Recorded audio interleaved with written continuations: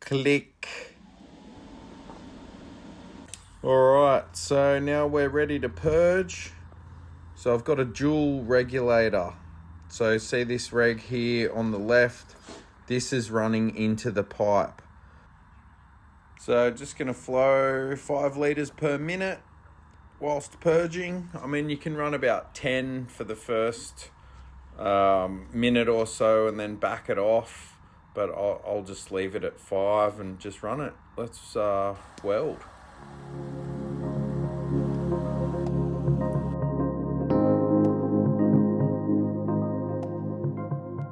You're actually better off welding close to where the purge is entering first and then working your way down the pipe. That way you'll have less chance of introducing impurities into that argon stream on the inside.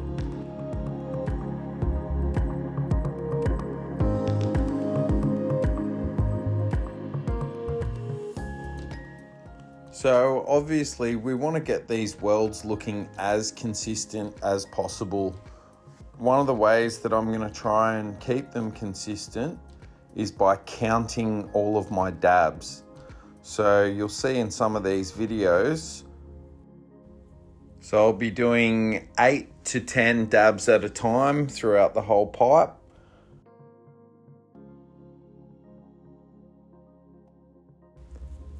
One, 2, 3, 4, 5, 6, 7, 8, 9, 10. 1, 2, 3, 4, 5, 6, 7, 8, 9. 1, 2, 3, 4, 5, 6, 7, 8. 1, 2, 3, 4, 5, 6, 7, 8, 9, 10. So I didn't actually tack these pipes up. They were brought to me all tacked already. So there's actually a few fit up issues with it. So I'm going to show you guys how to fix some bad fit up. You can also see some of the tacks had some contaminants in the weld, and you can see it kind of sparking off there. So some of the welds I actually had to grind them all out. So the idea with this purge tape is that it's all water soluble. So as we work our way down and peel it off, when we clean that up with some acetone, it cleans up really easily. So we're just going to work our way through.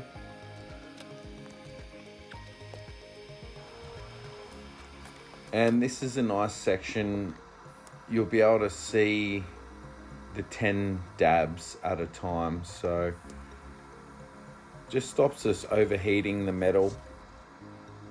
So I'm not using any foot pedal. I'm not using any pulse. See, have a look at my torch movement. I kind of pause the torch at every puddle. So you can see there, it's not a smooth movement forwards. It's a jerky movement with the torch itself. So I'm kind of like manually pulsing the arc. And I think amp wise, I'm probably somewhere at about 30 to 40 amps. I don't really look at that stuff. I kind of just do it all by feel. You get used to it the more welding that you do. So as we work our way along, we've had some pretty good fit up here. We come to this joint here where there's actually quite a significant gap.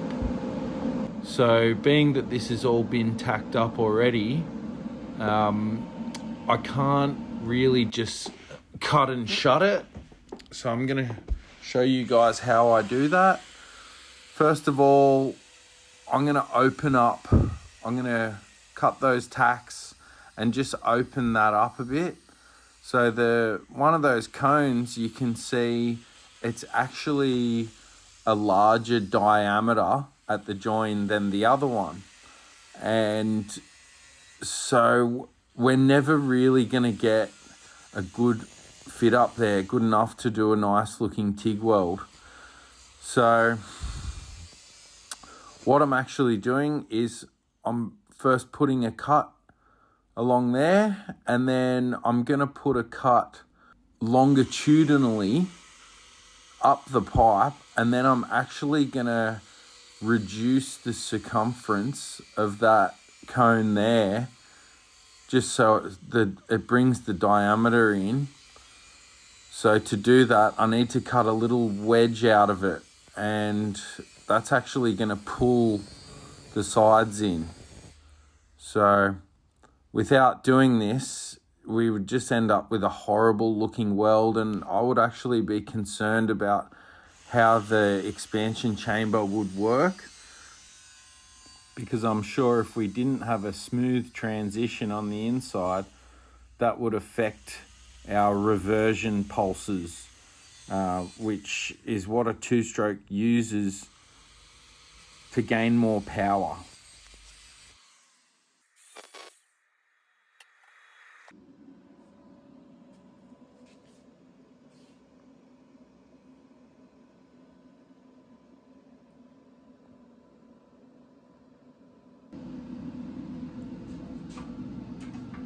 Okay, so it's time to use a clamp, and what I'm going to do is I'm just going to use this clamp to bring those surfaces flush.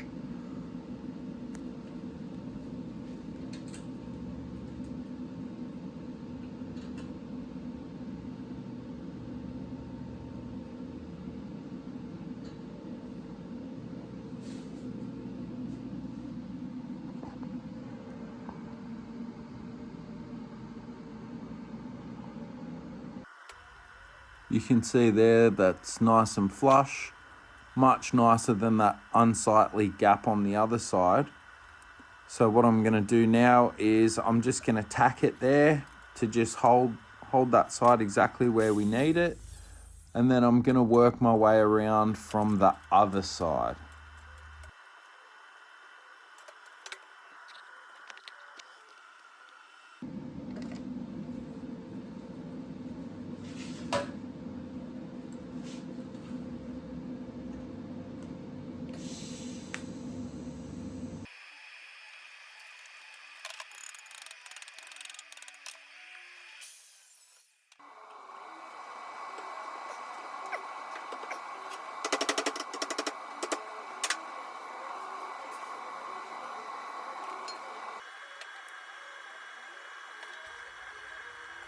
So as you can see, there's always a bit of fine tuning when it comes to just fixing the bad fit up there, but I feel like it's definitely worth it, because as you'll see here, we're able to get a nice little TIG weld there, whereas with that gap that was there, I don't think we would have been able to do anything nice. So you can see there, I've taken that little bit of a wedge out and I'm just welding down that longitudinal section now. So I'll give you guys a look at that, but it looks much better.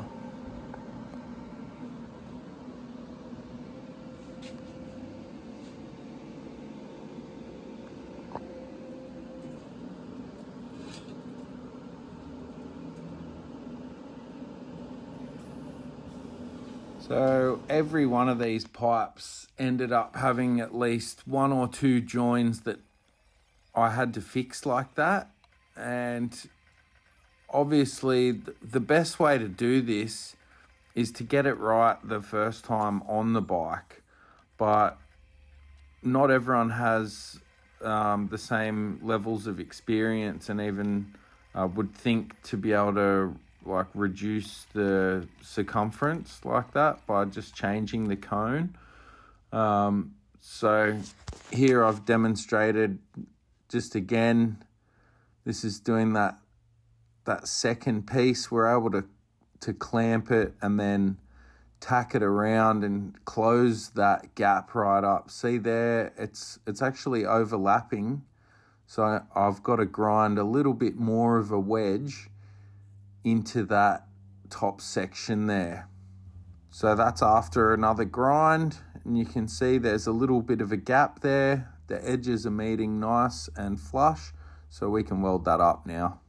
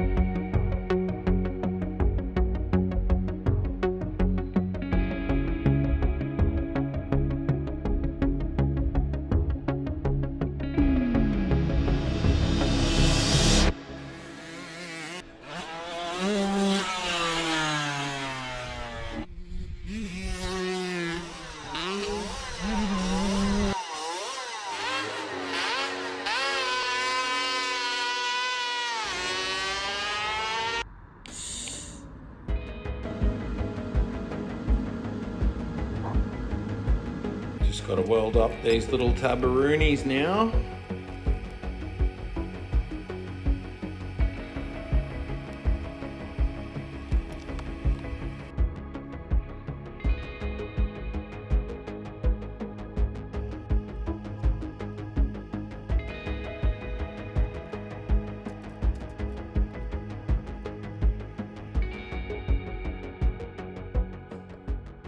All right, here he is, the madman himself. Now, what have you gone and done?